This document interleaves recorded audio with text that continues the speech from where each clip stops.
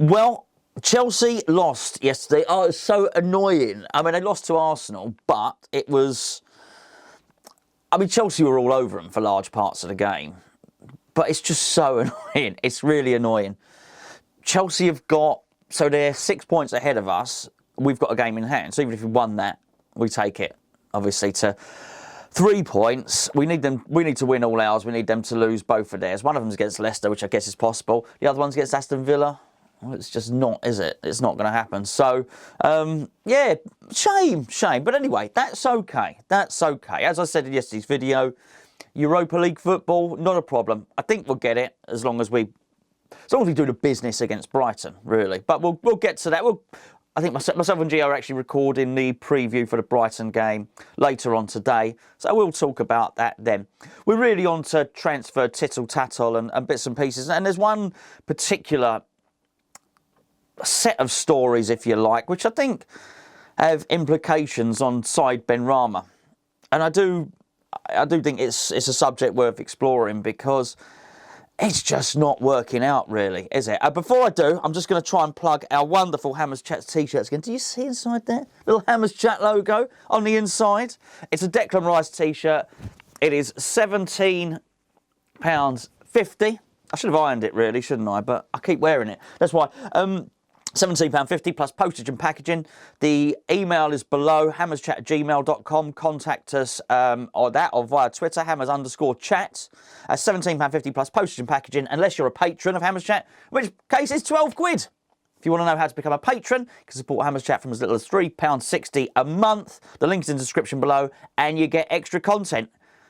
There you go. Simple as that, really. But yeah, those t-shirts, we've got new mugs, lots and lots of stuff. Merch. We call it merch. Anyway, Said Benrahma. The reason I want to talk about Said Benrahma is we keep on getting linked with players that we may be able to sign should we not acquire Jesse Lingard permanently. Now, you think about it, Jesse Lingard's playing in the attacking midfield role. I know he sort of roams, but let's say he's a number 10. Let's say he's the main attacker behind the striker. I think that's fair to say that, regardless of the fact he's pulling wide and doing different bits and pieces. Before Lingard came in, there was a little run of games where Benrahma played in that position. He didn't play on the left. He was playing behind the striker. Lingard came in. I think his first game was Aston Villa game. That was it. Really, the position was his then. So since then, Said Benrahma's, when he has featured, has been shoehorned generally on the left, just somewhere else in the team. And the rumours are at the moment that if we don't sign Jesse Lingard, then we're going to either sign Pereira from West Brom, or we're in for him, who's a fantastic player. I really like that player. Is he going to come in and have the impact that Lingard's had? No. Would I prefer Lingard? Yes, because we know it works. We know he works at West Ham. If we didn't, Pereira, well, for those of you that watch this channel for any length of time, know he would be high up on my list of players to get. Absolutely fantastic player. The other one is Buendia from Norwich, who, again, has had a very, very good season. I think he may have scored 15 goals in the Championship. Obviously, they've been promoted. He played in the Premier League last season and was one of their best players alongside Todd Cantwell and the two fullbacks. But here's the point. So it doesn't matter whether you think one's better than the other or one's better than Jesse Lingard. The point of the matter is, you would think that the natural succession plan, should Lingard not sign, would be for Benrahma in there. I mean, he costs £25 million, for goodness sake. Now, I know these are all just transfer rumours and you can't necessarily believe them, but I do. Not necessarily whether it's just them, but I do believe if we don't sign Jesse Lingard, David Moyes will earmark a different player to play in his position rather than promote Said Benrahma. You just can't shift it, can you? Well, I can't anyway. I just can't shift the suggestion in my mind, if you like, that Moyes just doesn't fancy him very much. And I know this all harks back to whether it was a Sullivan signing. What on earth's that? Excuse me, whether it was a Sullivan sign-in or whether it wasn't. But, you know, I just can't see it happening. I do wonder what future he has at West Ham. I think he will stick around for another season, but I think possibly that's because he's a beneficiary of the fact that it's going to be a dull transfer market. It's going to be a dull transfer market because of the lack of revenue that the clubs have had over the past 18 months or whatever it is. So I do think that's interesting, unless somebody comes up with a creative swap deal or something like that. That being said, I don't think he's done enough, Benrahma, to endear himself to any potential, people that want to buy him. You'd have to have really liked what he did at Brentford and almost discount his time at West Ham, or think that you can get a tune out of him. And he is a very, very talented player.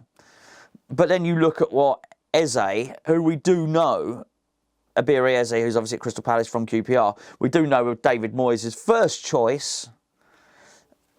And you think he's just acclimatised better than Benrahma. However, you would also suggest that Eze has got the trust of his manager. Roy Hodgson trusts him, plays him, and I think you've seen the net result of that. I know there's a player in there with Benrahma, but I think Moyes probably knows there's a player in there. But does he suit David Moyes? I know it was tongue-in-cheek, but Mark Noble did this little... he did a podcast, didn't he? And in the podcast, he said that Jesse Lingard was David Moyes' favourite. He's a sort of fan favourite, not a fan favourite, the manager's favourite. And apparently it's an ongoing joke at the training ground, and they live in the same apartment block. And David Moyes joins in with a banter and suggests, says, "Oh, thanks for dropping that bottle of wine off last night, Jesse," and all that sort of stuff, which is all very well and good. But it does highlight that David Moyes, even though about half it's tongue in cheek and it is a running joke, it does highlight that David Moyes really does like him. You just never really got that impression with Benrahma. Not that he dislikes him. I'm not saying he dislikes him, but he doesn't trust him. He doesn't play him. And I just wonder what the future holds for him. I think if a bid came in, he'd be sold. But not a completely derisory bid. We're going to lose massive money on Felipe Anderson. That's going to be something really interesting that happens in the... because he's coming back. He's just not... I don't think he's featured for Porto since February. Wow. I mean, that's a complete flop as far as they're concerned. They're paying the guy over £100,000 a week as well. That's going to be a millstone around our neck. There's no doubt about that at all. He's going to come back. There'll be a massive loss on him. Don't be surprised if there's a Jack Wilshere situation when we end up paying off half of his wages, or probably more than half, or paying him up to leave. That'd be 36, 35, something like that, million lost. We lost half of Sebastian Haller, lost 20 million on Haller. We're not going to sanction a deal. So if the deal is 25 million for Benrahma or something like that, we're not going to sell him for 12 or anything like that, because we're just not going to be able to offset those losses when you put them against Haller, when you put them against Anderson. I guess you could look at it and think, yeah, okay, well, we paid nothing for Rice and he's worth a lot of money. Souček's worth a lot more now, Soufal, other players in and around the club, of course. But I just don't think we're going to do that. Otherwise, I do believe he'd be sold. I just think it's a really, really strange one. And let's be honest, and I do want to be honest about this, as talented and as skillful as he is, has he really... He's had a lot of starts, he's played a lot of minutes, he's not scored a goal yet.